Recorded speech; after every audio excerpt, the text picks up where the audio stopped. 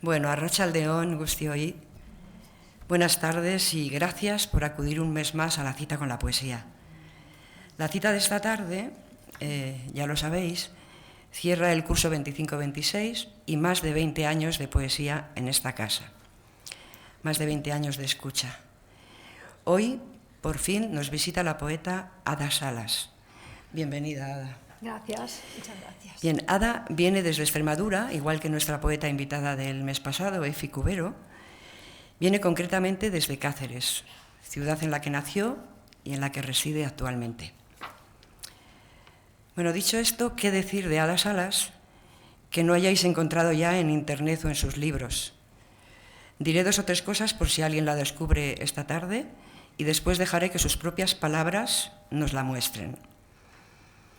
Ada estudió Filología Hispánica en la Universidad de Extremadura. Ha impartido clases de lengua y literatura en Francia y en España, además de impartir talleres de escritura, dar conferencias o sorprendernos cada día en Facebook con esos vídeos informales desde mi cocina junto a Rafael Fontán, autor, por cierto, de un precioso libro que lleva por título La Almazara de Catón. Ada es además una de las 40 poetas que figuran en la antología Ellas tienen la palabra, una antología que junto a las diosas blancas supuso un antes y un después en el reconocimiento de la poesía escrita por mujeres. Ada Salas es un referente para muchos poetas. Personalizando, diré que en más de una ocasión ha sido mi abracadabra. Debido a su depurada escritura, a la brevedad de sus versos, aunque ya no tanto, y a esa búsqueda de lo esencial que desprenden sus poemas, se la ha considerado heredera de Valente, de la denominada poesía del silencio. Tal vez por eso esto no es el silencio. Sin duda, Ada es una de las voces más valoradas de la poesía española contemporánea, de ahí que algunos de sus poemarios estén traducidos al sueco y al alemán y una antología al italiano. De ahí también sus reconocimientos: Premio Juan Manuel Rozas, Premio Hiperión de Poesía, el Premio Ciudad de Córdoba, la Medalla de Extremadura por su trayectoria, y este mismo año, si no me equivoco, ha sido homenajeada en la edición 2026 del Festival de Vallecas Calle del Libro. En fin, decir Ada Salas es decir arte y memoria del inocente, variaciones en blanco, la sed, lugar de la derrota. Esto no es el silencio. También es decir limbo y otros poemas, 10 mandamientos, descendimiento, arqueologías y, en breve, gramática locura. Decir Ada Salas es decir dolor, despojamiento, vacío, silencio, herida, amor y muerte, resurrección, memoria, paso del tiempo, finitud, pérdida. Es decir, lo fragmentario. Decir Ada Salas es decir no duerme el animal, es decir escribir y borrar, el acto de escritura, lo inefable, lo ausente, es decir margen, error, tachadura. Además, toda su obra, ya sean poemas o ensayos, son en buena medida una reflexión sobre el lenguaje, o mejor dicho, una invitación a reflexionar sobre el lenguaje como si nunca nada, porque es posible empezar como si todo, nada, hubiera sucedido. Me dicen estos pájaros, pero ellos también repiten ese canto como si no hubiera pasado. Lo tibio de este aire los confunde. Piensan, llegó la primavera. Piensan, es preciso cantar como si el mundo comenzara de nuevo. Estas palabras son versos del poema que da entrada a su libro Arqueologías, pero también de alguna manera son, o así lo considero yo, el anuncio de Como si nunca nada, título de la última antología de Ada Salas, que recoge poemas de 1998 a 2026 y que hoy precisamente salía de imprenta.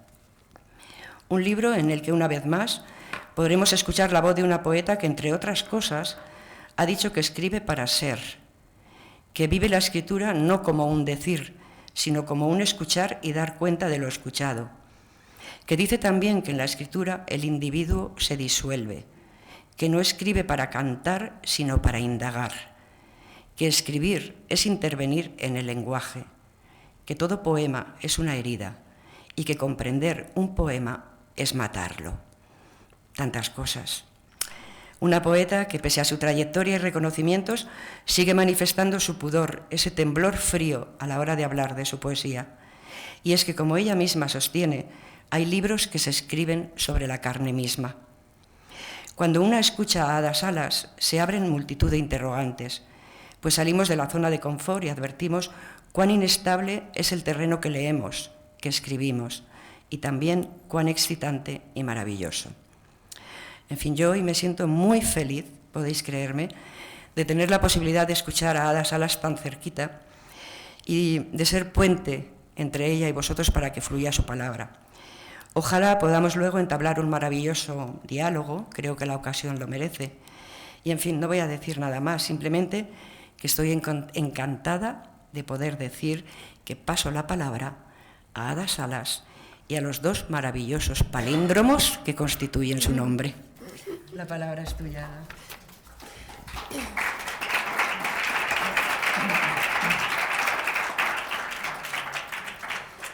Bueno, Ángela, muchísimas gracias.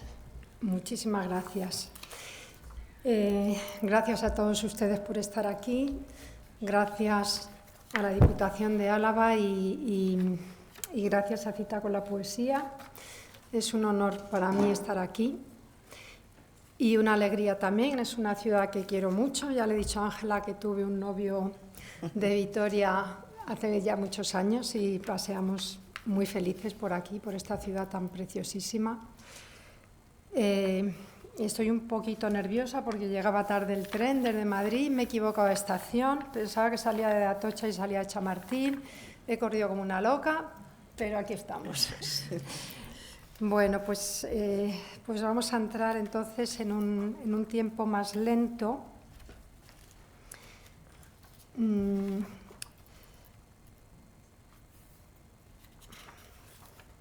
Pensaba leerles algo sobre la poesía, pero me parece que directamente vamos a entrar en los libros y luego, si quieren ustedes, comentamos algo sobre la poesía, les puedo leer algo, comentar algo, como ustedes prefieran.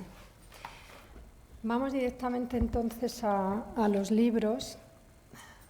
Voy a leer poemas de los últimos 3 libros, que son Limbo por orden cronológico, Limbo y otros poemas, Descendimiento y Arqueologías, los 3 publicados en la editorial Pretextos.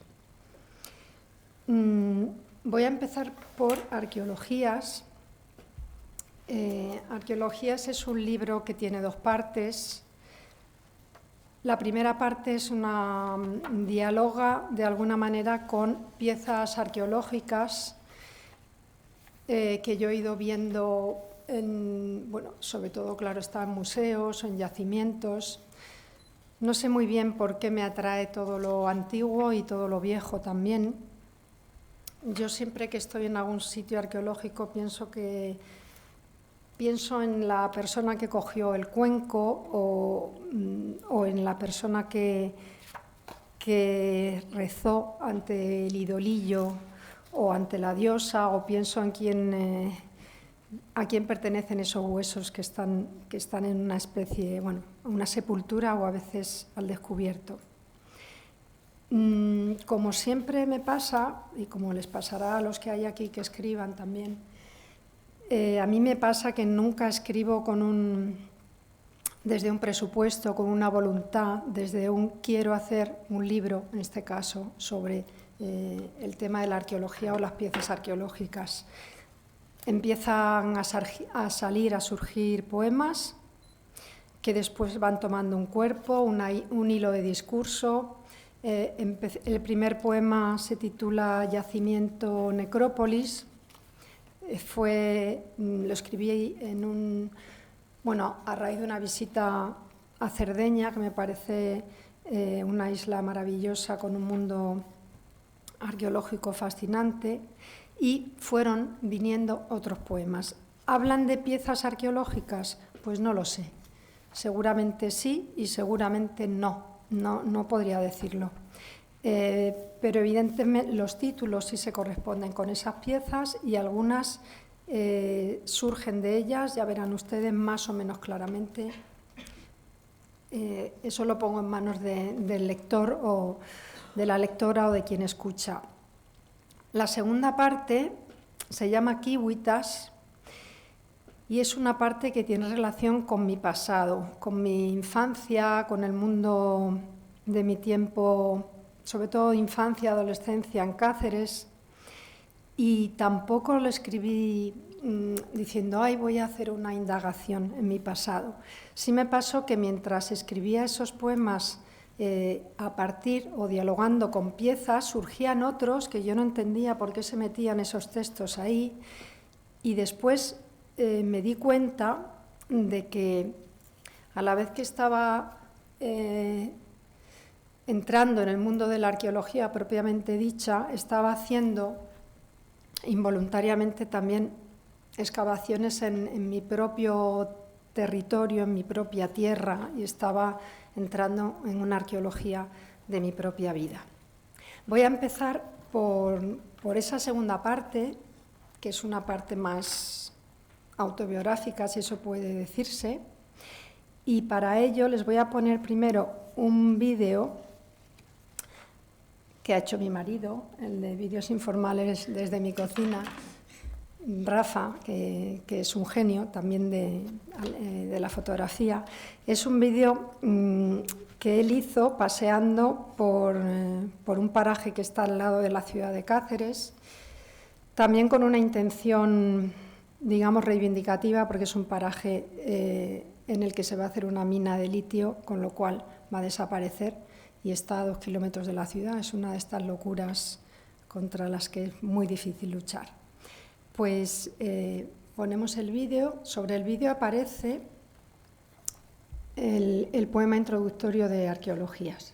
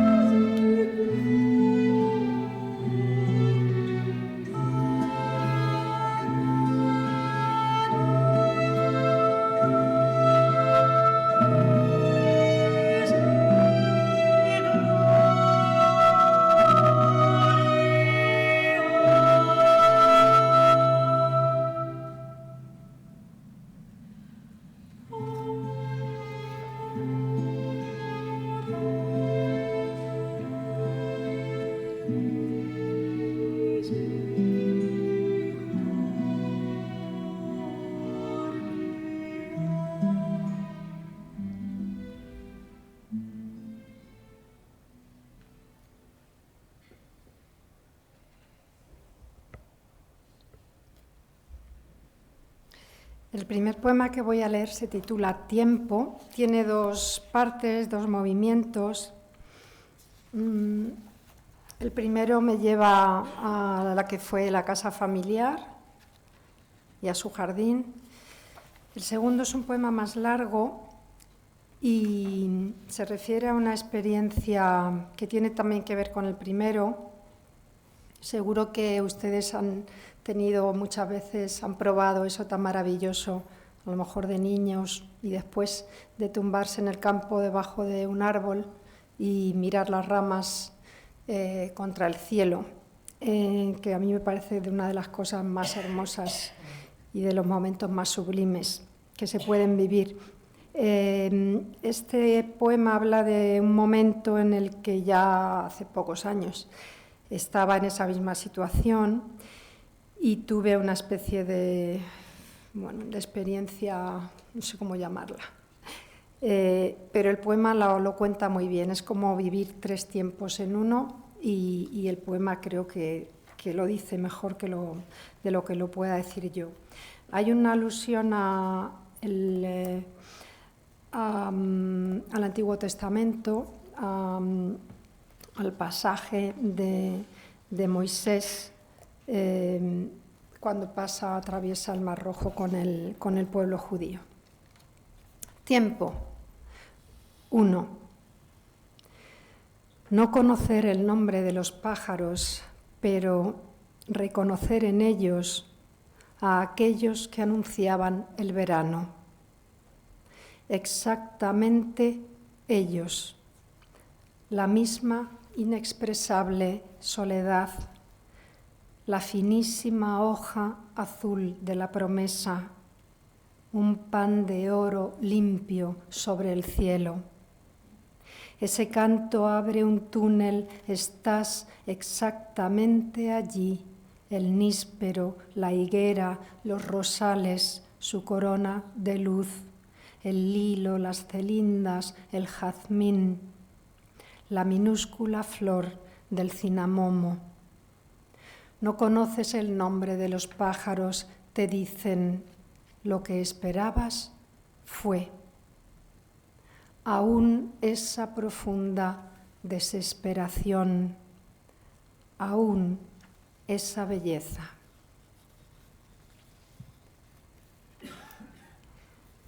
2.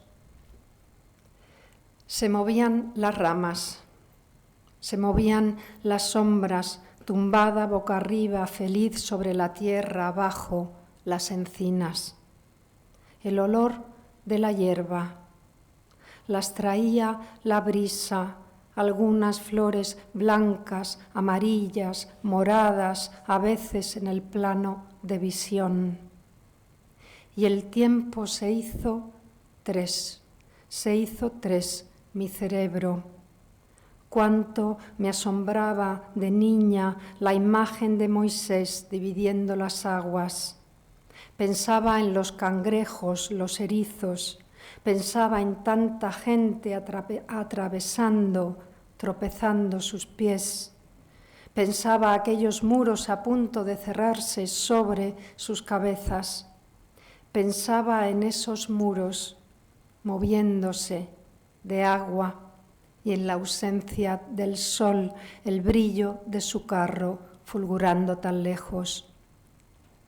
Y con qué claridad, os decía, se hizo 3 mi cerebro, exactamente como si el mar se hubiera abierto en 3 mitades. Una era yo de pequeña sintiendo olfato, vista, tacto, primavera tardía, aire tibio, el campo de mi tierra, el mundo suspendido en la contemplación. La otra era yo en aquel momento, la misma plenitud, igual felicidad. La tercera llegó con una lacerante nitidez, el recuerdo, o mejor, la conciencia de haber sentido entonces con más intensidad. ¿Serás tú, intensidad, la palabra que busco? La tercera era yo añorando mis ojos, el olfato, mi tacto, añorando ese yo que sentía ese campo, sintiéndose partícipe de toda esa belleza. Perfectamente pude sentir o recordar cómo sentía. Perfectamente pude darme cuenta y me vi desde arriba, un plano cenital, una mujer tumbada, una Eva en el paraíso expulsada, el agua de sus lágrimas bajando por las sienes, empapando su pelo, un plano cenital, una mujer saliéndose del mundo.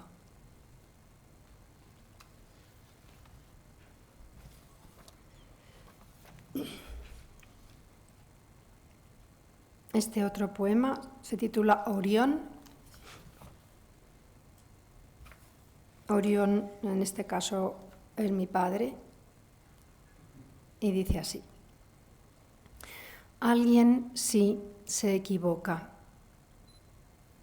Son errores de cálculo, fatídicas distancias, por ejemplo, tu edad, padre, la mía.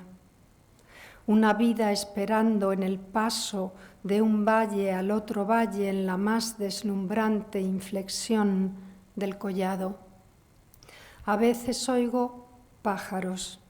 Son una compañía, aunque no me preguntan qué hago sola esperando, en la quietud del campo. Mira, se está haciendo de noche, ya luce alguna estrella, el álgebra de Orión, ya brillando hacia el sur. Ya los pájaros callan, está llegando el frío.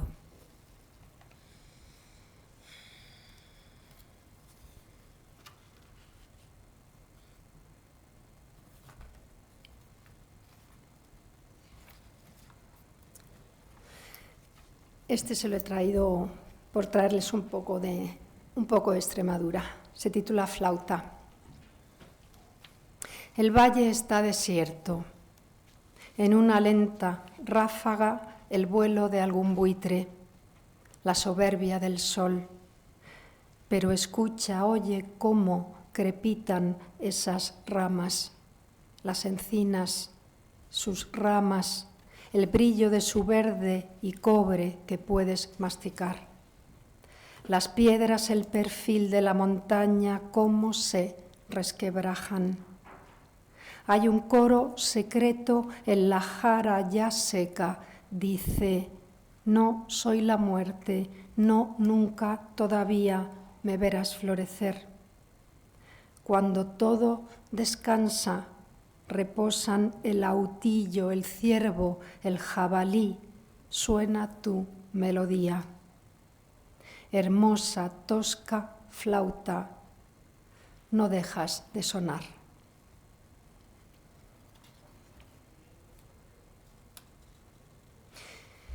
Kiwitas. Detrás de nuestra casa vendía su carbón el carbonero. Eran pocos los nombres y crecía la hierba, las flores amarillas, las rojas, amapolas. El mundo silencioso entraba en mí. El tiempo, otro suyo impenetrable que mueve a las hormigas. Yo podía sentirme, sí, cierto, sin embargo, abeja, avispa, hormiga, o blanca mariposa pequeña, humilde, torpe, mensajera de la felicidad. Andaban la lombriz, la mariquita, despacio entre mis dedos, y el amor y el terror. Andaban confiadas mezclándose conmigo, como anduvo después con su tacto de insecto, tocarla viva ahora, la nostalgia.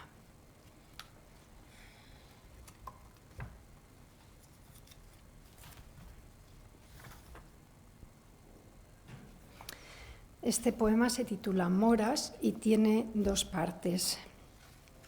Primera,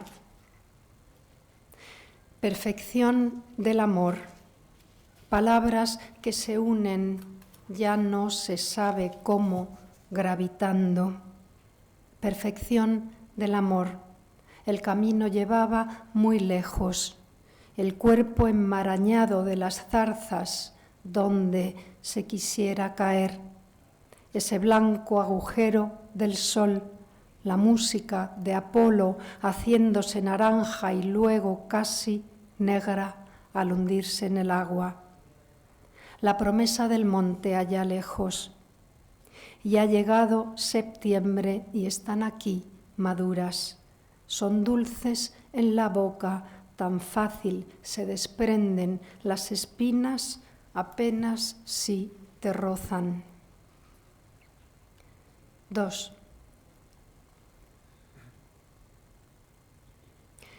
El silencio como un gran oído nos escucha. No nada sino amor. ¿Desde cuándo no oías este aliento del mundo dejando de ser mundo?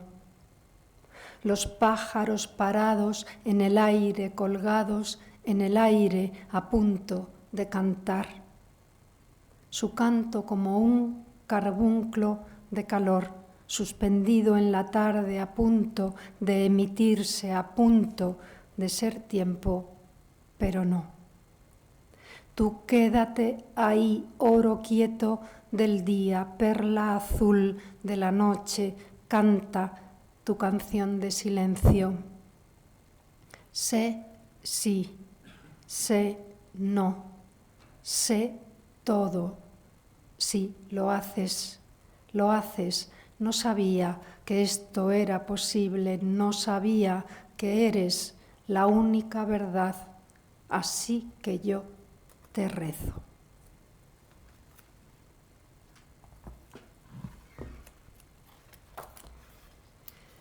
Vamos a pasar a la primera parte de arqueologías. La primera parte se llama Antiquarium, que es el nombre que se da a una colección de piezas arqueológicas. Y les quería poner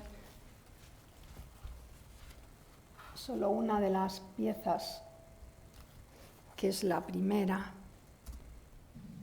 No es esto.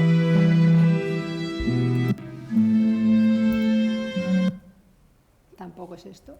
Es esto. Esta es una estela de guerreros, se llaman, son estelas que no se sabe qué eran, no se sabe si eran estelas funerarias, no se sabe si eran lindes de terrenos, no se sabe.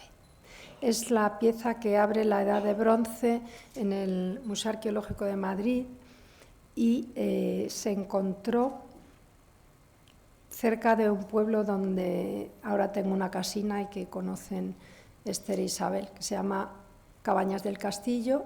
Al lado hay un pueblo que se llama Solana de Cabañas y es la estela de Solana. Estela de guerrero. Bueno, los elementos que aparecen son un escudo, que es ese gran círculo, un señor muerto, que debe de ser un guerrero porque sus atributos son una espada, una lanza. Debajo de la espada parece ser que es un espejo, así se interpreta, un yelmo y abajo un carro. Estela de guerrero. Tú que pasas, detente, haz un alto en el camino. Ven a ver cómo tiemblan la pizarra y el cuarzo. Caí junto a mi escudo, con mi lanza persigo la secreta raíz. Encima de este carro me pierdo por los bordes de la tierra. Espejo, yelmo, escudo, espada y carro y lanza me protegen de la melancolía. En este espejo veo a un hombre como yo, el filo de una hoja, la uña de una noche nos separan. No hay tumba más profunda que el propio corazón. Oye lo que te canto, coge lo que te ofrezco, vuelve a emprender tu marcha.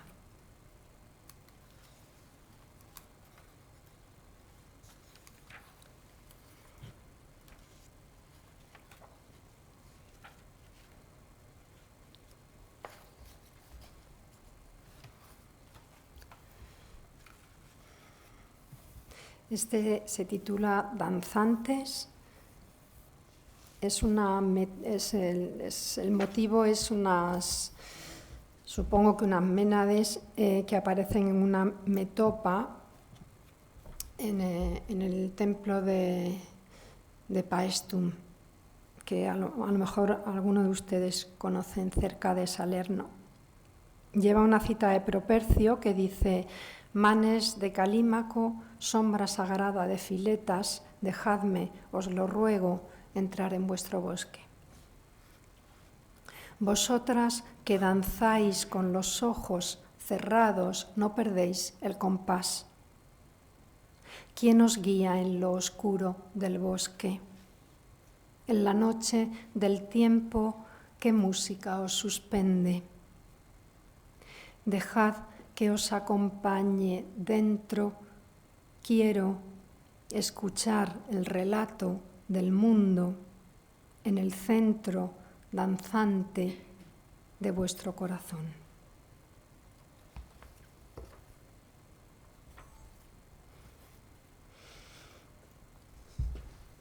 Y voy a terminar Arqueologías con un poema que es...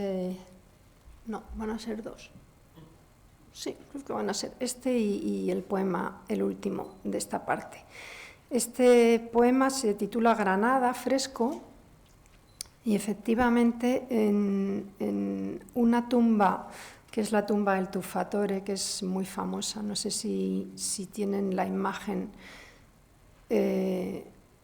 son tumbas absolutamente sorprendentes. Se conserva, como ustedes saben, muy poca pintura de la antigüedad griega, y estas tumbas están todas pintadas, policromadas, digamos, pero en el interior de la tumba, el sarcófago. O sea, son decoraciones para que solo las viera el difunto en su reposo.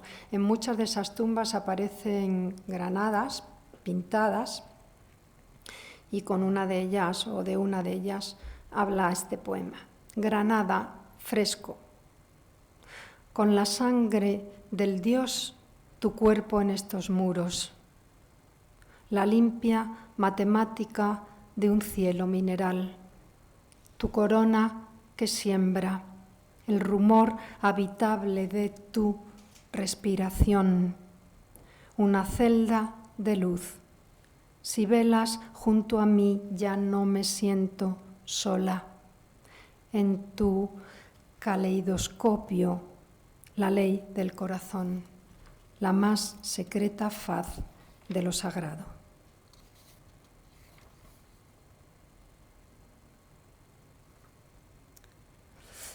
Pues sí, vamos a pasar a otro libro. Vamos a uno muy diferente, que es Limbo y otros poemas. Limbo y otros poemas es un libro donde aparece, creo, el amor y el desamor en la misma medida, de alguna manera. ¿Están cansados? ¿Cansadas? ¿No? Si en algún momento quieren interrumpir para lo que sea, o que hablemos, o se cansan, pues me lo dicen, ¿vale?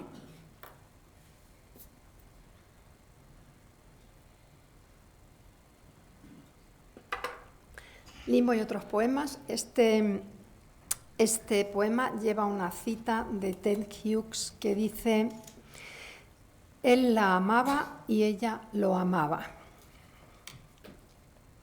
Componer una escena no ensayada, arder con voluntad no conocida, lengua directa al corazón.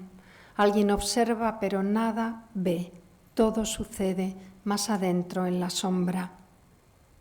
Un ruido de animales felices, un gemir de cachorros naciendo hacia su madre, una expansión de la vida hasta donde podría romperse. Luego, solo algo que pesa sobre el vientre como plomo.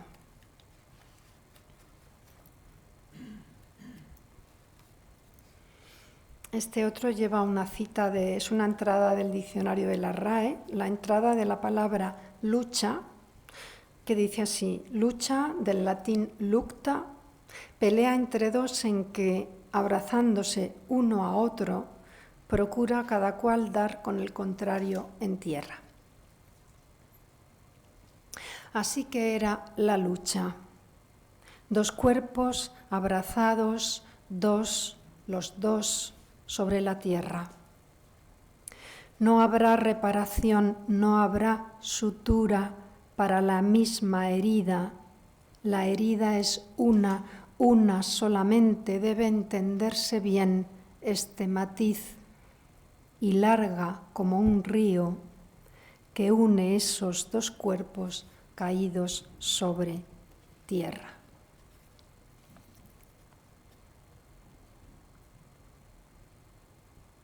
Albada. Las albadas en la Edad Media eran esos poemas que hacen alusión al momento en el que los amantes se separan después de haber pasado la noche juntos. Luego, pues, Shakespeare hizo esa albada maravillosa en el diálogo de Romeo y Julieta cuando se despiden después de haber pasado la noche. Albada. Dispusimos el cuello como quien mira pájaros. Un filo descendió justo hacia la amapola de amor que habíamos tragado. No cerramos los ojos, tú rozaste mi herida hasta la aurora.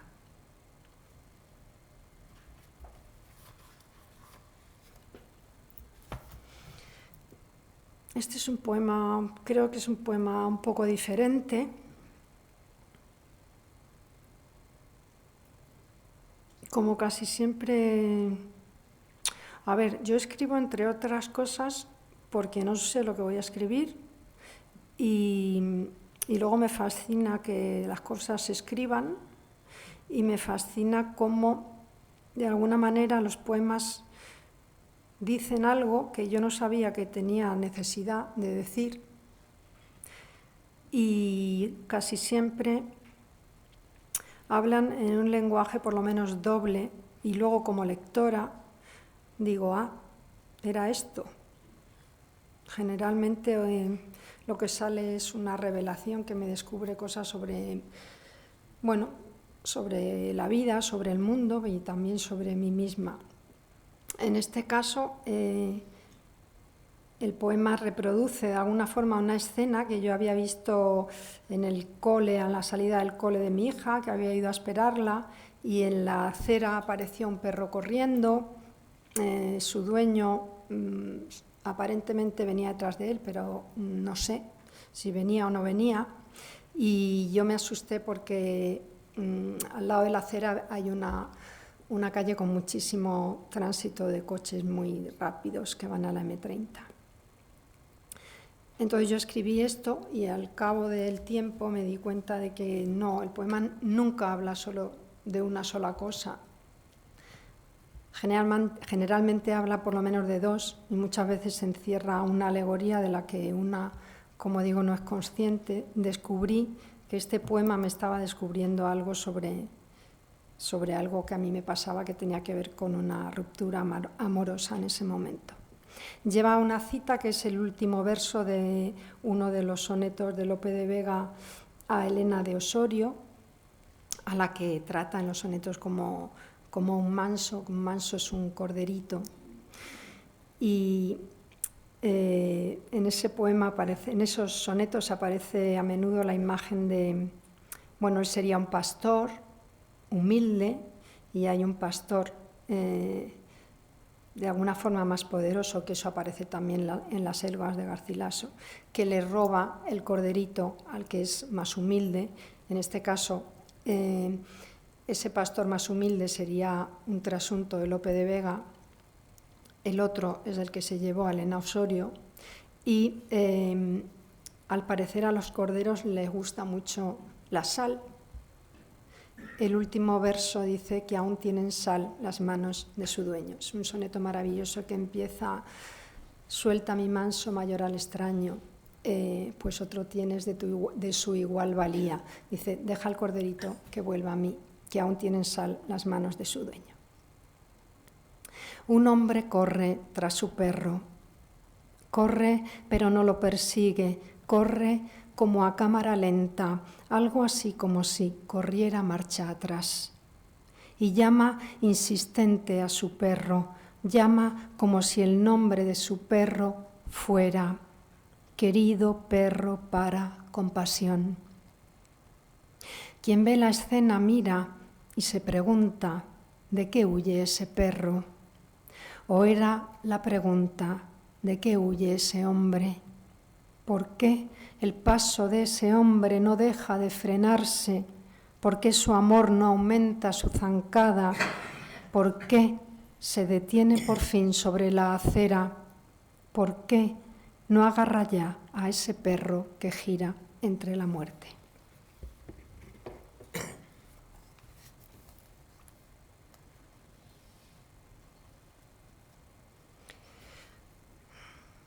Truena.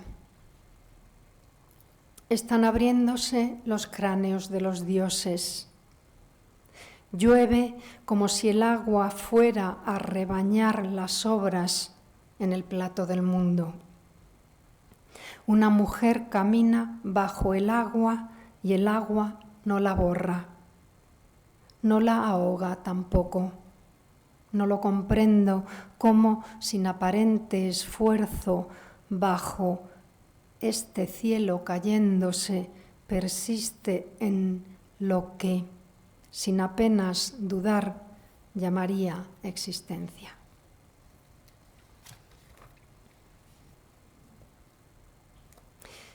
Este poema lleva una cita de Marina Tsvetaeva, no sé exactamente cómo se pronuncia, la inmensa poeta rusa. La cita dice: lo que Eva conoció por el árbol y silenció, que yo no soy sino un animal herido en el vientre. Lo que dice Marina, la propensión al hueco, la secreción de un vacío, una como insaciable madriguera, la soledad, el muro en que viene a parar todo lenguaje.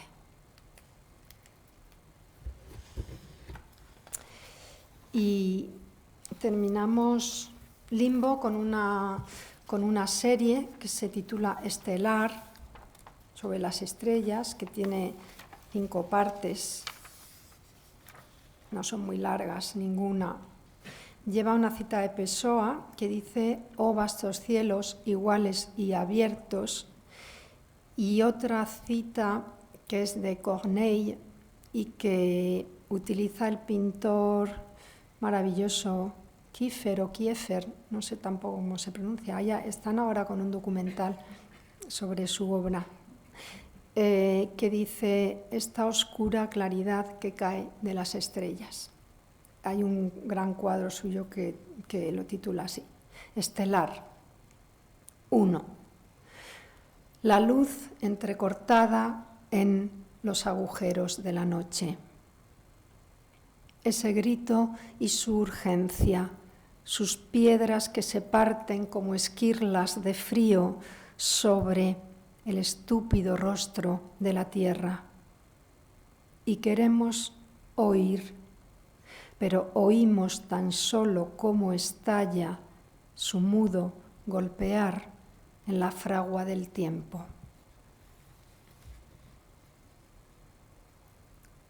2.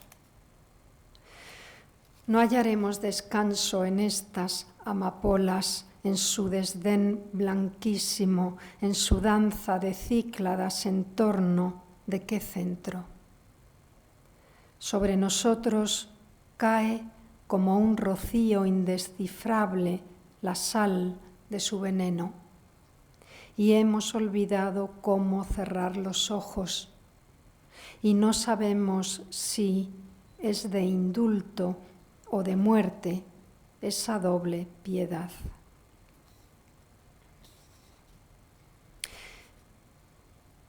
Hermoso es el palacio de Gorgona, terrible la pautada, la perfecta sentencia. Perseo hunde su hoz en el costado azul de Casiopea, o fulge la majestad de Orión, suspensa en lo imposible de su caza. Hay una cicatriz atravesando el cielo. Nana del desengaño. Pequeña, tú no llores. Un punzón atraviesa la placenta del mundo. Altair, Vega, Antares, sois la sangre de Dios. Tú no llores, pequeña. Una sombra que nace de la sombra te mece, y la luna te asiste con su pecho blanquísimo.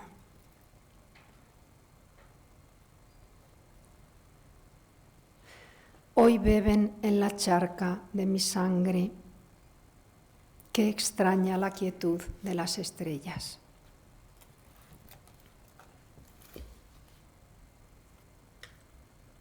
¿Estamos bien?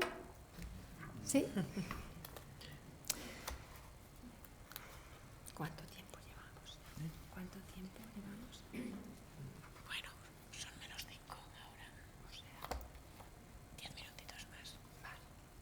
Pues voy a leer solo un poema, si les parece.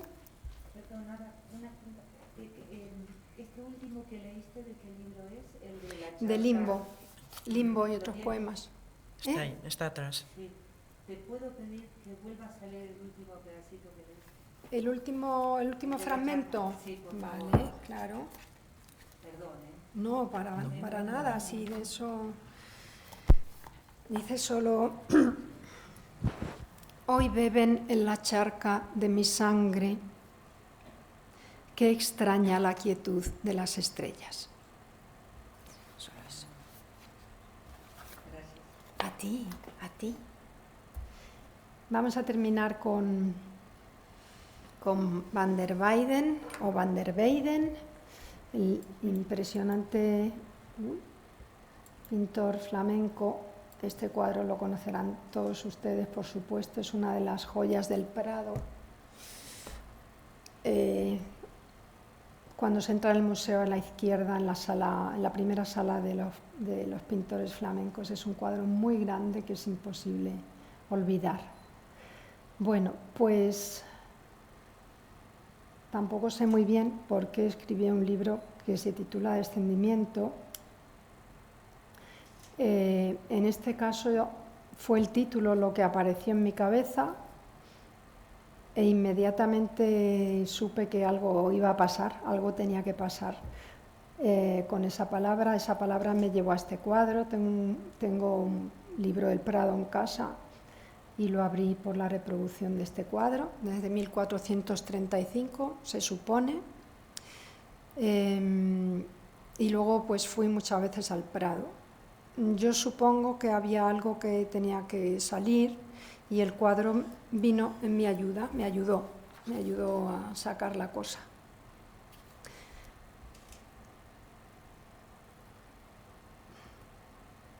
Este sería quizá el poema más bueno, hay quienes dicen que el libro es una ekphrasis, esa palabra tan así, en fin, tan culta.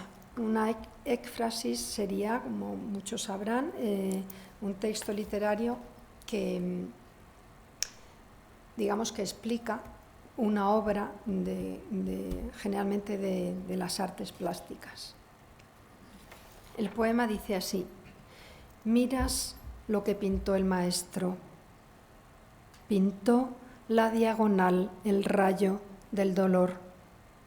Pintó lo que fulmina. Piensa en el cuerpo de la Magdalena, cómo se apoya sobre nada, cómo se vuelve sobre sí. Observa la columna de María, cómo se ha derribado. Escucha en su caída el ruido de una rendición. Es un ruido suave. Repara en esas lágrimas que son la transparencia. Lo que pintó Van der Weyden es la verdad de la muerte. Y no el lamento, el acto de morir, el acto de sufrir, que no son tan pasivos como pudiera parecer. Y no es un martirio, no es un sacrificio. Cristo no nos importa, Él tenía un porqué. Es. Con lo que es, no puede hacerse nada. No podemos hacer. Así pues, no te empeñes en nada que no sea morir serenamente. Luego, Ada es una rima, Ada es un final. Cambia tu nombre, vuelve hasta el principio, vuelve a lo sin mancha. Lo sin mancha porque yo me llamo Inmaculada. Pues ya está, lo dejamos aquí si les parece, que es mucho tiempo.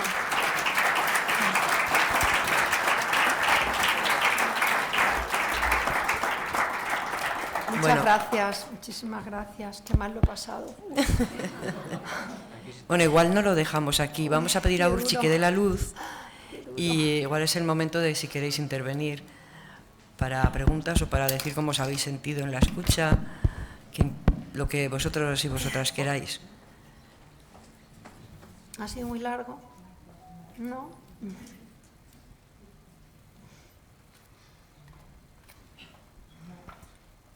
Bueno, yo sé que aquí hay bastantes personas que han leído a Ada Salas. Hay alguna que, como yo, para alguna, como para mí, Ada es ese abracadabra, esa palabra mágica, ¿no?, que hace que cuando las palabras parece que se van, hace que regresen, o por lo menos da el deseo de verlas como vienen, ¿no? Y no sé si queréis intervenir. Si no, yo sí que quería preguntarte algo, Ada, porque me parece que todos los títulos de los libros de Ada Salas son prodigiosos. Todas las palabras que utiliza en esos títulos dan cuenta de eso que ella decía, ¿no?, de que hay más de una lectura probablemente, de que te llevan al otro lado, a eso que todavía no sabes qué es, pero que sabes que está ahí.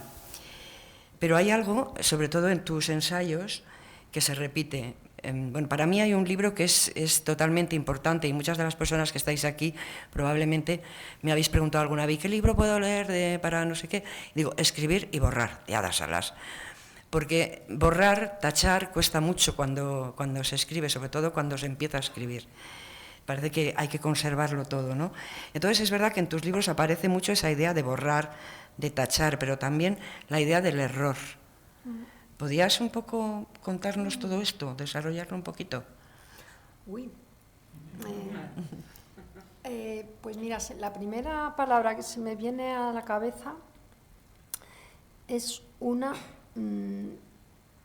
que es una cosa de la que me di cuenta y me pareció muy interesante.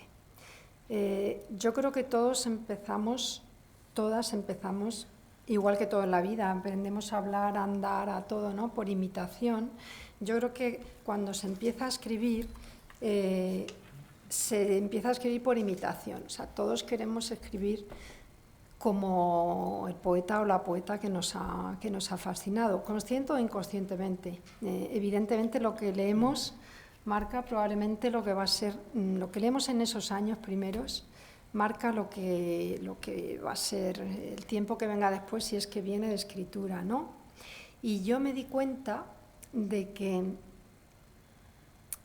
precisamente la voz más personal, no me gusta esa expresión, pero bueno, la voz de una se encuentra cuando uno se equivoca intentando imitar al poeta que admira. Es decir, en esos errores, en esos desvíos que hay del modelo, ahí es donde está lo interesante, ahí es donde está el camino que una buscará o encontrará o no, ya es otra cosa. Y luego en general, me interesa mucho el error, la equivocación. También cuando el texto se desvía del inicio, por ejemplo, yo en los últimos libros, no sé por qué, uso mucho los quiebros, los paréntesis, de repente me voy como por otro camino, hay como explicaciones o como eso, yo diría quiebros. Es como si la línea del texto quisiese corregirse, desviarse, equivocarse y no sé, eso me gusta, me interesa. Y luego como lectora también me gustan los poemas que se equivocan. Es decir, no me llaman demasiado los poemas que yo siento que están escritos con una seguridad total por parte del escritor o de la escritora. Me gustan los poemas en los que yo percibo que hay cosas que se escapan, dudas, puntos de fuga, incluso errores, o incluso este verso no es perfecto, cojea, pero eso me interesa. No me gustan ni los poemas demasiados perfectos, ni en los poemas en los que yo percibo que hay una seguridad total por parte del autor. Me gustan los libros o los poemas en los que yo siento el texto está por encima, muy por encima de quien lo ha escrito y se lo ha llevado lo ha agarrado de los pelos y se lo ha llevado donde el texto ha querido, ¿no? No sé, se me ocurre eso con respecto al error. Y luego con respecto a tachar y borrar, pues es que, a ver, ¿qué otra cosa?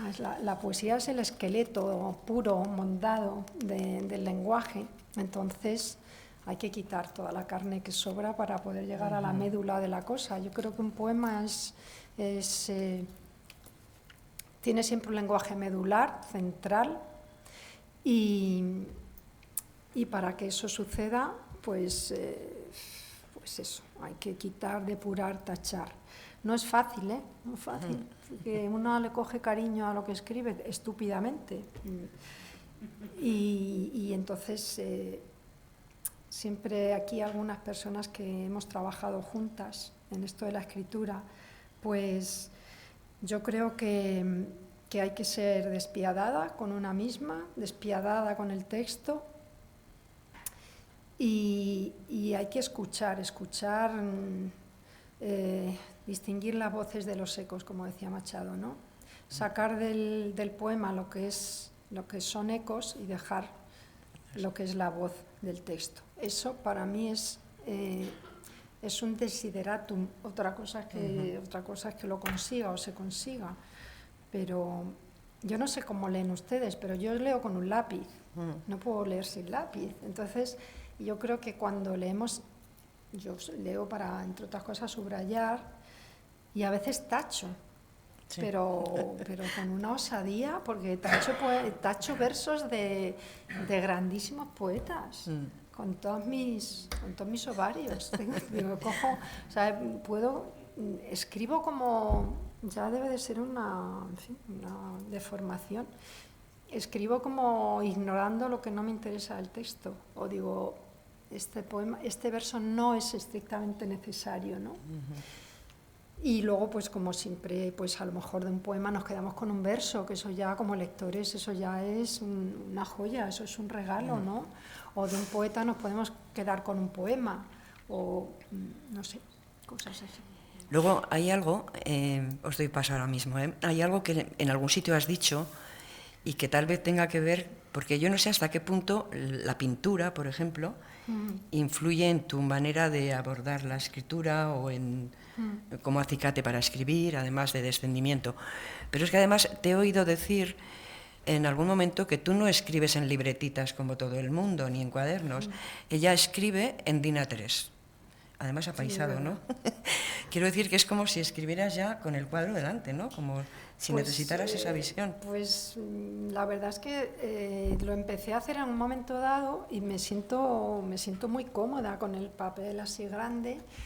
Tengo una letra no demasiado pequeña y luego es verdad que para mí un texto tiene, bueno, para mí, para todos, tiene una dimensión gráfica. Es decir, abres un soneto no es igual que un romance. El soneto ya formalmente, ese dibujo, ese cuadrado un poco alargado con sus núcleos de los cuartetos y los tercetos. Un romance es ya un texto, ¿no?, alargado que cae sobre la página, la respiración ya visual de la forma de un texto o de otro no es la misma. Y a mí me interesa la dimensión gráfica del texto. O sea, no solo... a veces me molesta visualmente algo y digo, pues lo cambio de sitio o... Claro, cuando abrimos un libro lo primero que hacemos es ver antes que leer, ¿no? Y eso para mí, bueno, pues, sin ser muy consciente de ello, pues tiene su peso también. Claro. Y luego la pintura, pues es que me fascina. Me habría encantado ser pintora, me habría gustado mucho y me fascina. Creo que tiene mucho que ver. Yo creo que el silencio de la pintura y el silencio de la poesía se da mucho la mano. Eso es tan viejo como Horacio, ¿no? Pintura, poesía muda, decía que era la pintura. O sea, es muy, muy antiguo. Pero sí me fascina la pintura, la verdad. Vale. Querían por aquí intervenir, yo creo. Sí. Urchi. ¿Con esto? Se me hizo un lío en la cabeza cuando te escuché, pero mucho lío. Quiero decir, normalmente tengo lío, pero al escucharte, esta hada que piensa, que mira, que siente, que escribe, que limpia, que hace síntesis. Y después de pronto aparece el poema y me llamó mucho la atención que no una sino varias veces decís, el poema me dice, como si de pronto la propia obra o el poema fueran un ente ajeno a ti que te está haciendo de espejo o que te cuestiona. Y eso me llamó mucho la atención, ¿no? Como que todos los poemas, una vez que han sido paridos, terminados, pulidos, plasmados en un libro, hasta sentía como que ya no eran de Ada. Es que Ada no, yo no pinto nada aquí. No, es verdad, es verdad. No sé. A ver, los poetas no pintan nada. O no pintamos. Me ha costado mucho, pero voy a tener que ir asumiendo que soy poeta porque llevo ya bastante escrito, ¿no? Pero no pintamos nada, es que no somos nadie, no...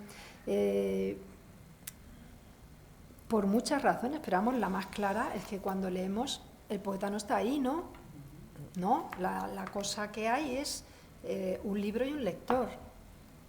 Eso es lo que importa, el poeta no pinta nada ahí. Que lo que pasa es que, bueno, pues sí, esto lo ha escrito, pues en este caso pues lo he escrito yo, pero yo reconozco que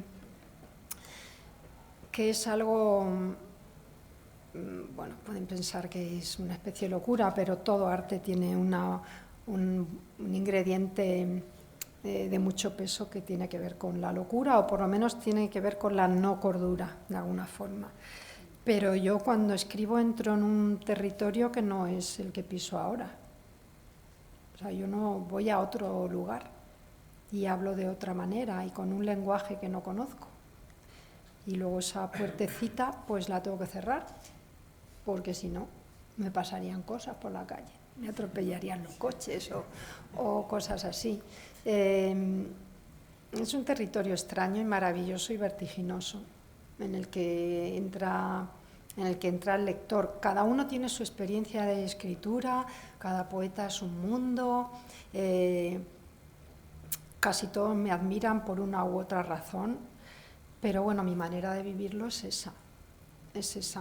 Luego tiene algo evidentemente tiene algo de sagrado, en el sentido de que hay mucho de milagro, yo creo, en la aparición de, bueno, es que Machado decía, el primer verso nos lo regalan los dioses, o sea, y el primer verso trae al segundo y el segundo trae al tercero, sin que una sepa muy bien por qué pasan las cosas. Octavio Paz decía que las palabras tienen imán, y es verdad, unas palabras tiran de otras. Yo, por ejemplo, leyendo me doy cuenta de hasta qué punto la aliteración marca el poema, pero lo veo cuando leo, no cuando escribo. O sea, ahí es la música la que manda, sí. La música, el ritmo, por ejemplo.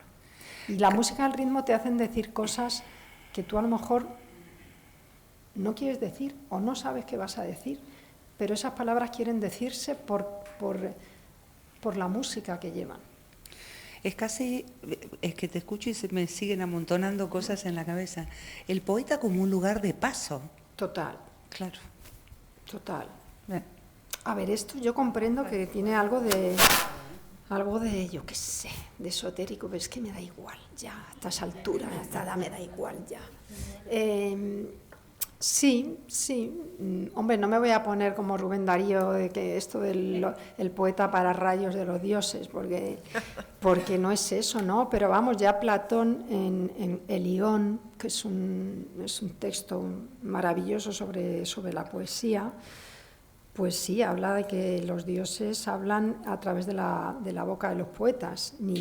Yo no hablo de dioses porque aquí no tiene nada que ver con eso, pero sí creo que hay una especie de discurso antropológico que tiene que ver con lo que somos, fuimos, con lo que han sido otros, que pasa a través de la lengua y que aflora en un texto. Pero con mucho de anonimia, claro, porque es un texto que quiere decirse y tú pues te pones ahí a su servicio, dice, venga, vale, vamos a ello. Algo así, ¿no? Pero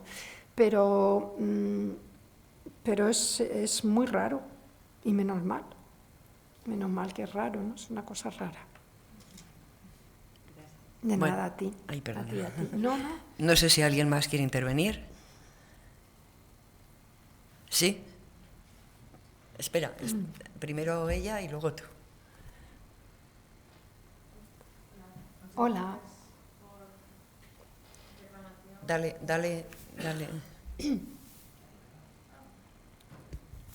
Ada, muchas gracias por compartir con nosotros estos poemas. A ti, muchas gracias. Por tu palabra poética, yo quería preguntarte, es de las primeras veces que te escucho recitar, ¿no? Estoy acostumbrada a leer tu poesía más en la intimidad, como lectora, con el libro.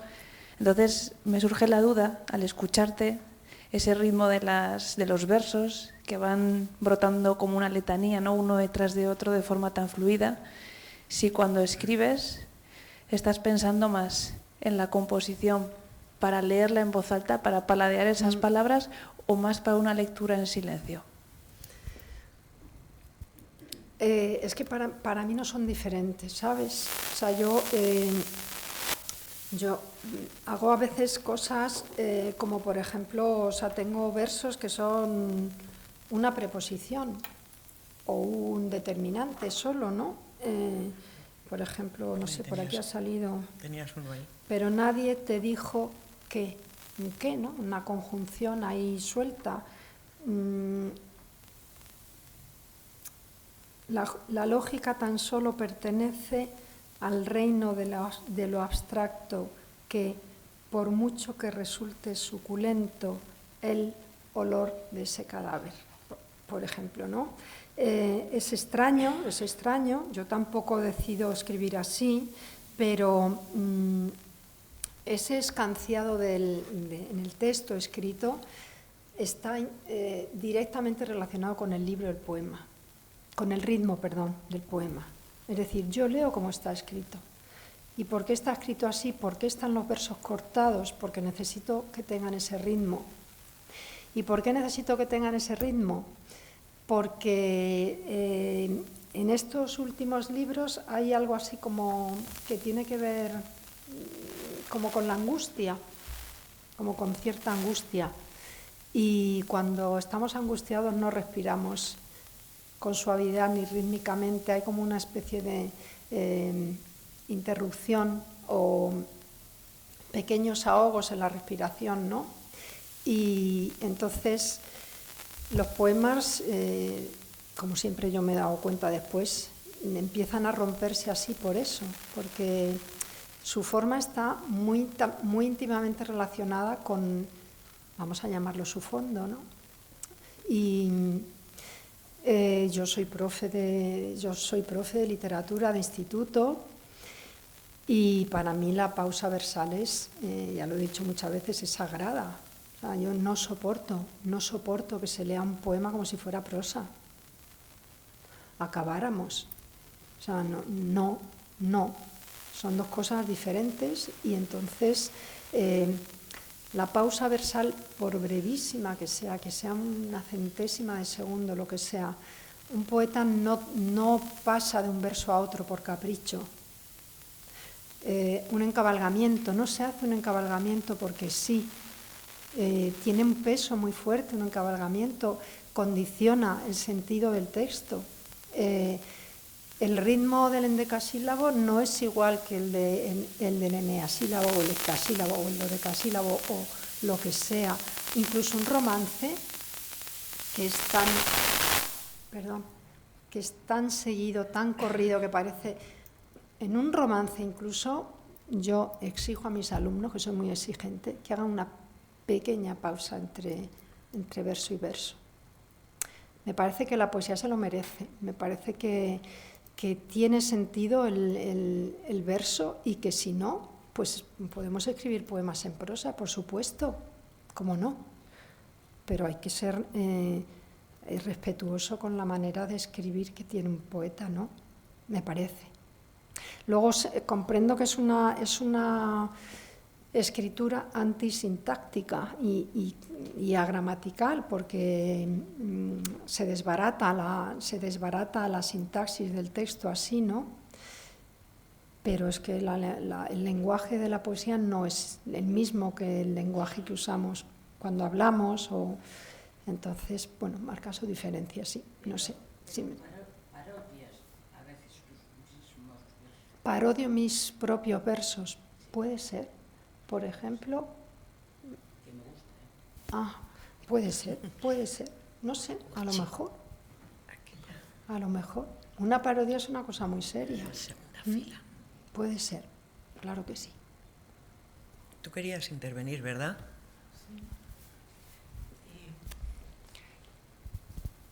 Buenas. Hola, buenas tardes. Has hablado antes, directa, ¿cómo combinas la vida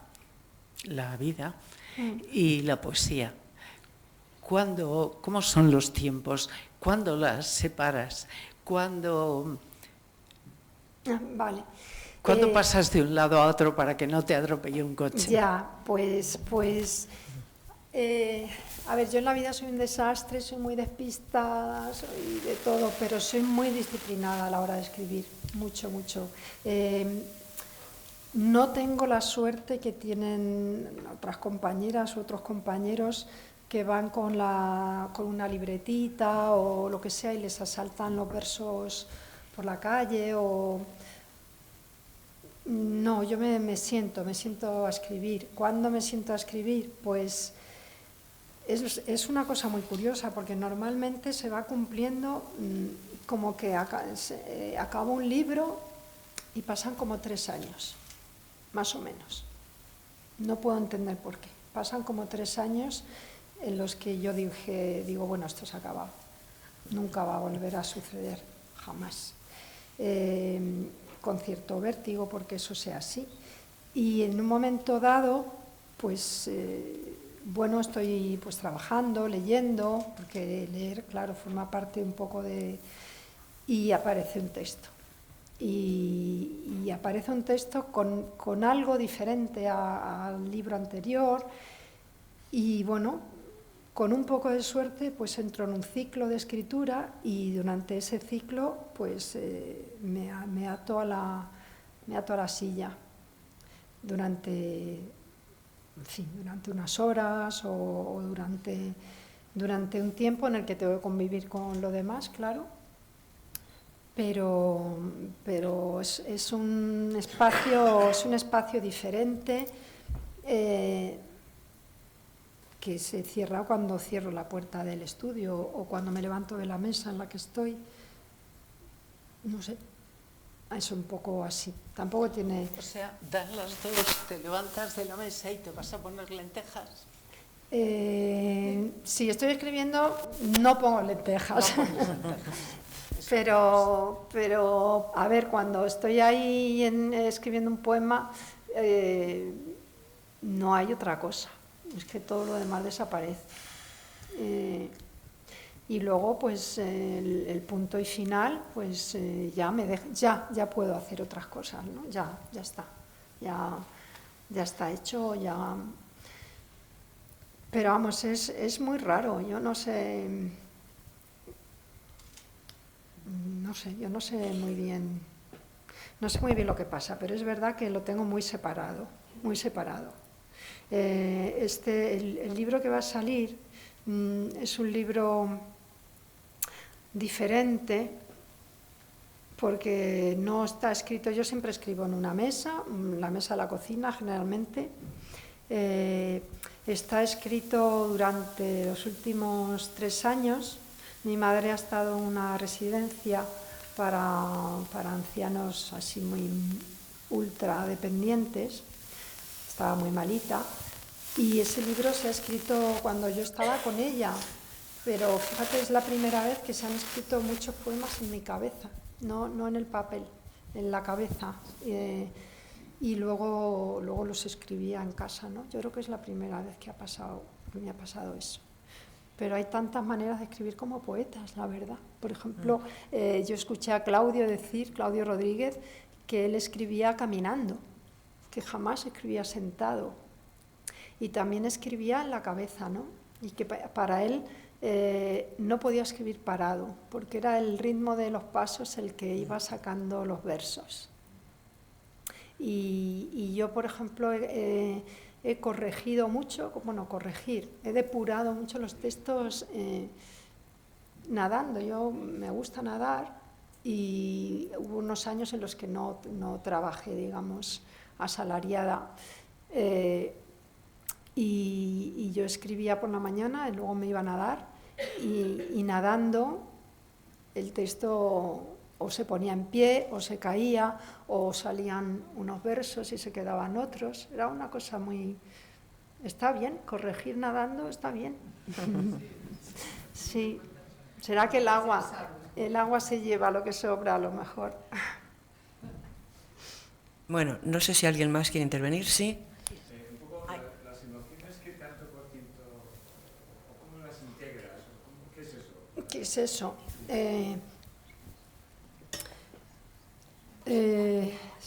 No sé dónde leí, no tengo ni idea porque no me acuerdo, una definición de la poesía que me gusta mucho, que dice emoción más pensamiento más música.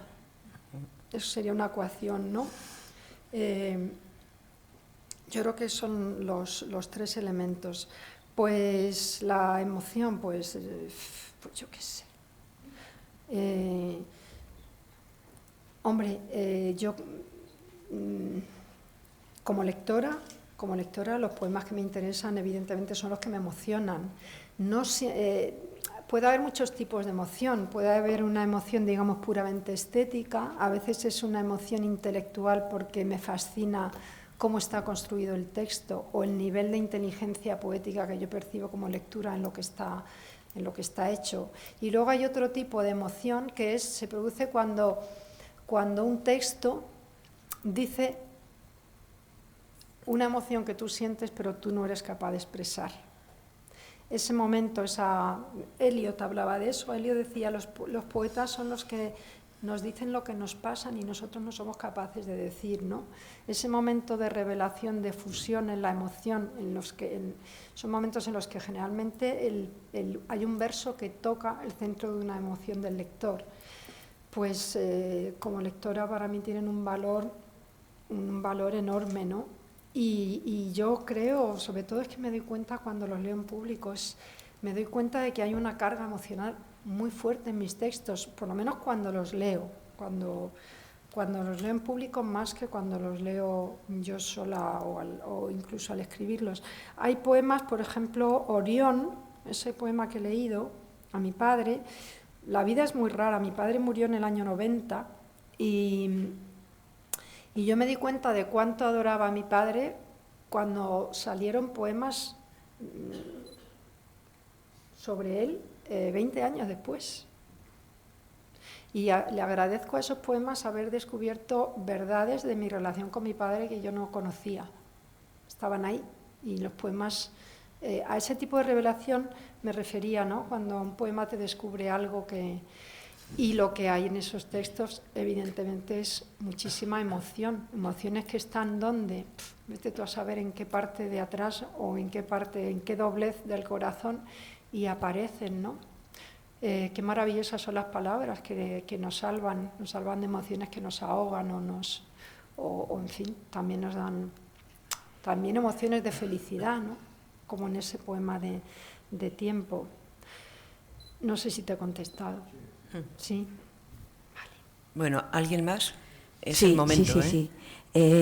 Ada, me ha encantado el poema de Orión, porque yo también tengo un poema y mi padre es Orión. Anda. Luego lo hablamos. Vale. Pero bueno, la pregunta es que como ensayista y como poeta, si un género puede contaminar o alimentar al otro. Con que me contestes brevemente. Sí. Hay una poeta que hay una poeta que me fascina, que es Anne Carson, que hace poemas que son ensayos. Es muy curioso cómo escribe esa mujer, muy curioso. Es profesora e investigadora de la literatura y de la lengua griega, no sé si latina también, y entonces se marca unos poemas que son unos ensayos sobre Arquíloco que dices, ¿esto cómo es posible, no? Y a la vez que está explicando un texto de Arquíloco, está haciendo un poema que se trenza con una emoción particular suya y te va llevando de manera poético-ensayística por unos caminos que son fascinantes. Yo no sé cómo... Hombre, yo creo que está bien que los géneros se contaminen un poco, ¿no? Me parece a mí. Y hay mucho de reflexión también en muchos textos. En Descendimiento, por ejemplo, yo creo que hay reflexión sobre la pintura, me parece a mí. Y en Arqueologías quizá haya algo de reflexión sobre la historia, no lo sé. Pero bueno, esa fórmula también incluye al ensayo, ¿no? Pensamiento más emoción más música. En algunos textos yo creo que predomina más la emoción, en general en la poesía. Hay textos que son predominantemente música y hay algunos textos, como es el caso de Anne Carson, sobre todo si leemos textos traducidos, claro, donde la música se convierte en otras y la traductora es una buena traducción. Y hay textos que son más pensamiento, ¿no? Como es el caso de... O un poeta como Ted Hughes. Ted Hughes para mí es un poeta del pensamiento. Y hay otros poemas que son pura emoción y no sé por qué me voy a ir a Silvia Plath, pero Silvia Plath es mucho más emoción, ¿no? Mira, ella fue Silvia Plath. En eso que te contaba antes que hicimos. Sí, qué fascinante lo que hacía. Sí. Pues muchas gracias, Ada. Gracias a ti. Bueno, no sé si alguien más va a querer intervenir, pero nos vamos pasando un poquito de hora. Si queréis, los libros están atrás, os los puede firmar y aprovecháis para poder preguntarle algo que si os ha quedado en el tintero. Por mi parte, como es la última cita de este curso, no quisiera que nos fuéramos sin dar las gracias antes a todas las personas que han estado presentes durante estos meses, a todos vosotros y vosotras. Hoy en particular a las poetas que han venido de Navarra, de Madrid, de Bilbao, etcétera, ¿no?, para escuchar a Ada. Quiero dar las gracias a la Casa de Cultura por apostar por la poesía, a Urchi, nuestro técnico, a Cultura Bay por su apoyo desde la primera cita del ciclo, a Librería Negón y a Miriam, que nos trae los libros todos los meses, a Carlos González y a Íñigo Linaje por su atenta mirada desde el diario Noticias y El Correo. Gracias a Michel Martínez Vela, porque nos ofrece su arte tantas veces, haciendo esos apuntes rápidos que él hace, sobre todo de las poetas, hay que decirlo. Muchas gracias a Justo, a Tomás, a Manoli, etcétera, a tantas personas que nos hacen llegar esas instantáneas, ¿no?, que recogen el momento vivido en esta sala. Muchísimas gracias a todas las poetas y poetos que han aceptado la invitación a la cita, y hoy en particular a Ada Salas. Para mí es un sueño cumplido, realmente. Me ha costado casi 10 años invitarla y bueno, pues ya está. Ada está aquí, la hemos podido disfrutar todos. Muchísimas gracias.